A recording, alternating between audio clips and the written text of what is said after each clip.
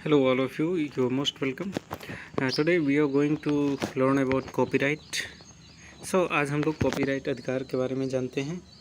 क्या चीज़ होता है कॉपीराइट? तो कॉपीराइट का संबंध जो होता है वो जनसंचार से जुड़ी, जनसंचार मतलब आप लोग जानते ही हैं कि जनसंचार का मतलब लोगों के बीच में सूचनाओं का आदान प्रदान को हम बोलते हैं जनसंचार। जनसंचार से जुड़ी रचनात्मक गतिविधियों के विशिष्ट रूपों से होता है, ये ध्यान देने वाली बात है। और जनसंचार के रूप में सभी पद्धतियाँ होती हैं, चाहे वो प्रिंटेड फॉर्म हो या रिकॉर्डेड फॉर्म हो या टेलीविज़न पे कुछ प्रसारण हो या सार्वजनिक प्रदर्शन वाली फिल्में हो या सिनेमा, सारी चीज़ें हो गई। कॉपीराइट नियम कानून का उद्देश्य क्या होता है? व्यक्तिगत रचनात्मकता का संरक्षण और उसको वृद्धि करना और उसके उत्पाद को यथासंभव व्यापक स्तर पर उपलब्ध कराना होता है। अब इसमें क्या होता है, कानून बनाए गए हैं। अगर कोई कॉपीराइट में कोई भी कृति संरक्षित की गई है तो अगर उसमें कोई भी उल्लंघन होता है तो इसमें दोनों मामले आते हैं, एक तो दीवानी मामले आते हैं और फौजदारी, दोनों आते हैं। और कॉपीराइट का संरक्षण प्राप्त होने के बाद वह कृति सार्वजनिक उपयोग की वस्तु बन जाती है। उपयोग कोई भी अनुमति प्राप्त किए बिना ही कर सकता है। कॉपीराइट कानून विचारों का नहीं, ध्यान देने की ये बहुत ही इम्पोर्टेंट लाइन है। कॉपीराइट जो कानून है वो विचारों का नहीं बल्कि उसकी अभिव्यक्ति के स्वरूप को संरक्षण करता है। मतलब क्या है, उसके अभिव्यक्ति के स्वरूप, उसके अभिव्यक्ति के स्वरूप को ही ये संरक्षण देता है। एक बार यदि कोई आविष्कार का विचार किसी प्रत्यक्ष रूप से जैसे लेख के रूप में व्यक्त कर दिया जाए तो कॉपीराइट संरक्षण उस लेख को मिलेगा। लेखक किसी अन्य को उस लेख को पुनः प्रकाशित करने से रोक सकता है। कोई कृति भले ही खराब हो, यहाँ तक कि अपने उद्देश्य में प्राप्ति में बेकार हो, बिल्कुल घटिया किस्म की हो, इसके बावजूद इसे कॉपीराइट संरक्षण मिल सकता है। और इसका संबंध कार्य के उपयोग से नहीं है कि चाहे वो कार्य उसका संबंध हो चाहे ना हो, भी उसको कॉपीराइट मिल जाएगा। कॉपीराइट संरक्षण प्राप्त करने के लिए सबसे ज़रूरी चीज़ है कि वह लेखक का मौलिक हो और लेखक ने ही सृजित किया हो। मौलिक होना चाहिए और उसे लेखक ने ही सृजित किया होना चाहिए। और ये भी ज़रूरी नहीं कि कल्पनाशील हो और उसमें अन्वेषण के आधार पर होना चाहिए, ये कुछ ज़रूरी नहीं है। और उसकी गुणवत्ता और उसके मूल्य से उसका कोई संबंध नहीं होता कॉपीराइट का। तो पुराने समय में बौद्धिक संपदा से जुड़े अपराध जटिल नहीं होते थे, लेकिन जब से प्रिंटिंग प्रेस की शुरुआत हुई तब से हज़ारों लाखों प्रतियाँ या करोड़ों प्रतियाँ छपना संभव हो गया। इसलिए कॉपीराइट एक्ट 1957 में बना।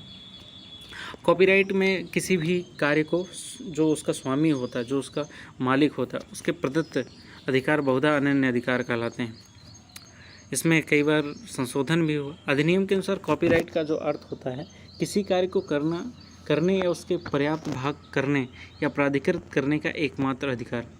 जैसे मान लीजिए मैंने एक कविता लिखी, तो उस कविता को लिखने, उसमें संशोधन करने या उसको कितना हमें पब्लिश कराना, ये पूरा का पूरा अधिकार मेरे अंडर में ही आएगा।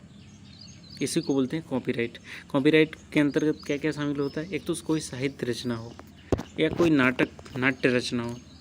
इन नाट्य रचना मतलब होता है जैसे प्ले, कोई प्ले हो, संगीत रचना, कलात्मक रचना, चलचित्र रचना, चलचित्र मतलब टेली सीरियल वगैरह, मूवी वगैरह, ध्वनि रिकॉर्डिंग हो, ये सारी चीज़ें। अब कंप्यूटर से जुड़ी जैसे कोई सारणी हो, कोई डेटाबेस हो, ये सारी चीज़ें कॉपीराइट के अंतर्गत आ जाती हैं। अब जो विशेषताएं हैं उसके बारे में हम लोग जान लेते हैं कि कैसे। अब ये जान लेना ज़रूरी कि कैसे कॉपीराइट मिलता है।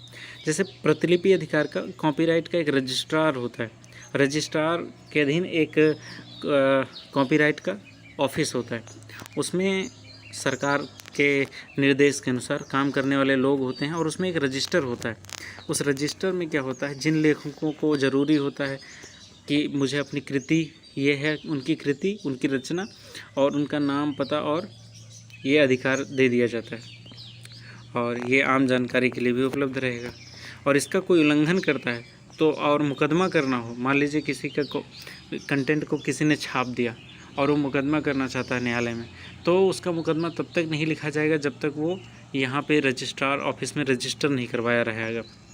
और रजिस्ट्रार ऑफिस का भी ये कर्तव्य होगा कि आवश्यक लाइसेंस के आवेदनों को सुने, उसका निपटारा करे, शिकायतों की जांच पड़ताल करे, ये चीज़। अब रजिस्ट्रार मान लो घूसखोर हो तो उसके खिलाफ भी अधिकार बोर्ड में अपील किया जा सकता है। उसकी फ़ीस या खर्च, रॉयल्टी, ये सारी चीज़ें जो है वो कलाकार खुद तय करेगा। वो ये बोर्ड ही तय करेगा। उसके बाद ये सारी चीज़ें हैं। अब कुछ चीज़ें होती जैसे न्यायालय वगैरह हो गया, न्यायालय वगैरह में किसी भी फिल्म या किसी भी प्रतिलिपि को प्रस्तुत किया जा सकता, तब वो नहीं माना जाएगा कि ये कॉपीराइट का उल्लंघन है, पेटेंट का उल्लंघन है। उसको किया जा सकता है, न्यायालय के कार्यवाही में प्रयोग किया जा सकता है। और उसके बाद 20 साल अगर बीत चुके हैं तो फिर वो समाप्त हो जाता है, उसका कुछ ही दिन तक वैल्यू होता है। और 10 साल तक भी होता है कि जैसे भारत में अगर कोई, अलग अलग देशों का अलग अलग है, भारत में कोई कृति 10 वर्ष पहले छपी है तो अनुवाद का जो अधिकार होता है 10 वर्ष बाद ख़त्म हो जाता है। तो मैंने ये बताया था।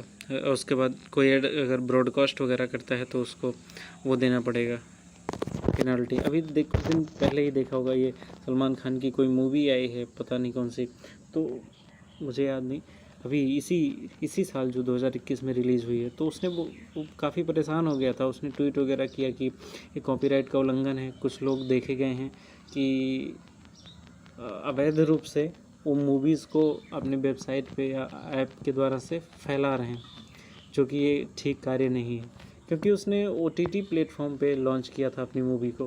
तो एक कॉपीराइट का उल्लंघन है कि अवैध रूप से बिना